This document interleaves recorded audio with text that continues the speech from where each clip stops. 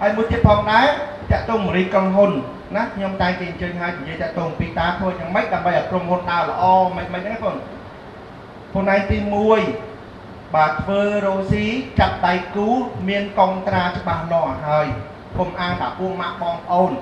ហើយបើសិនជារ៉ូស៊ី business company កុំឲ្យរ៉ូស៊ី family company ព្រោះ family company វាដឹងវាក្តៀបវាអត់ងើបរួចទេមេច្រើនតិចច្រើនជាងច្រើនណាយើងនិយាយប្រាប់ប៉ះទៅប៉ះពូប្រាប់ទៅប៉ះមីងប្រាប់ប៉ះក្មួយយើងមកកន្លាតលូតលាស់រួចទេចឹងជើជាក្រុមហ៊ុនរចនាសម្ព័ន្ធមានមេមានកើយកអ្នកចេះចឹងមកខ្ញុំនិយាយថាអ្នកដឹកនាំល្អកម្រយកអ្នកល្ងងមកធ្វើការជាមួយណាអ្នកដឹកនាំល្អកម្រយកអ្នកល្ងងមកដឹកនាំជាមួយហើយអស់លោកអ្នកយកទៅពិចារណាទៅប្រទេសណាក៏គេធ្វើអញ្ចឹងដែរណាបាទខ្ញុំនិយាយចឹងត្រូវយល់អត្ថន័យហ្នឹងមានការយកអ្នកឆ្លាមមកធ្វើយើងដើម្បីក្រុមហ៊ុនយើងឡើងកុំចង់យកអ្នកល្ងងដើម្បីយើងស្រួលញិចហើយដើរធ្វើមេថកែអត់តែមានចំណូលចូលអត់កើតទេអញ្ចឹងបាទចាប់ជាដៃគូសញ្ញេកងត្រាច្បាស់លាស់មានភាគរយច្បាស់លាស់ហាម50វិធីបរាជ័យមានអួសមានទៀត4951បានមានសិទ្ធសម្រាប់បានចឹងកៀងស្ទះណាបាទទី1ទី2មុននឹងធ្វើអីគេឲ្យទី1សិក្សាធនធានមនុស្សទី2សិក្សាហិរញ្ញវត្ថុទី3សិក្សារចនាសម្ព័ន្ធណាទី4សិក្សាទីតាំងទី5ចំណង់ចំណូលចិត្តរបស់យើង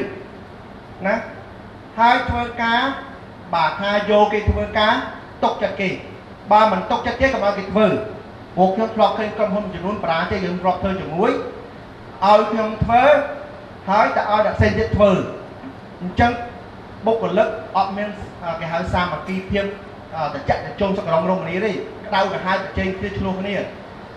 អញ្ចឹងក្រុមហ៊ុនវាក្តៅក្រហាយដូចភ្លើងឆេះផ្ទះអញ្ចឹងហើយលុយក៏អស់ច្រើនទៀតហើយពេលនេះក៏អស់ច្រើនទៀតណាខាតក្រុមហ៊ុនខាតបុគ្គលិកមិនតចៈចិត្តខាតលុយអស់ច្រើនហើយធ្វើលទ្ធផលមកប្រជែងគ្នាយូរទៅបរាជ័យណាបើឲ្យគេធ្វើគឺណែនាំគេឲ្យច្បាស់ហើយធ្វើតាម5ចំណុចហ្នឹងហើយបើចង់បរិក្រុមហ៊ុនតទៅទៀតណាដាក់ជើងយើងឲ្យមាំចាំស៊ីម៉ង់យើងឲ្យរឹងមាំសិនគឺយើងឲ្យរឹងមាំសិនចាំបោះជាហ៊ានទៅទៀត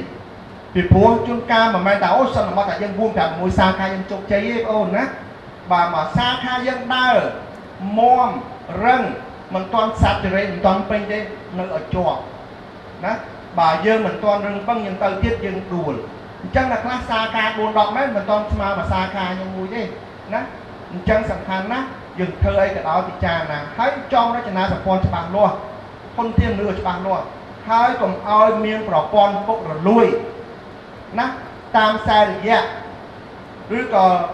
តាមគ្នាឯងបងខ្ញុំខែ1ដូចខ្ញុំធ្វើការសាកលវិទ្យាល័យថ្ងៃណាក៏មកបោះលើកបាតខ្ញុំយកស៊ីវីអត់ទៅធ្វើ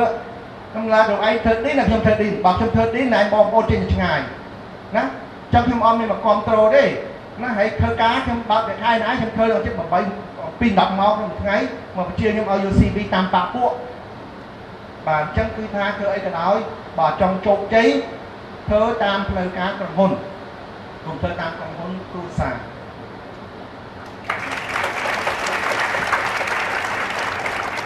Thank you, Dr. Maymis again.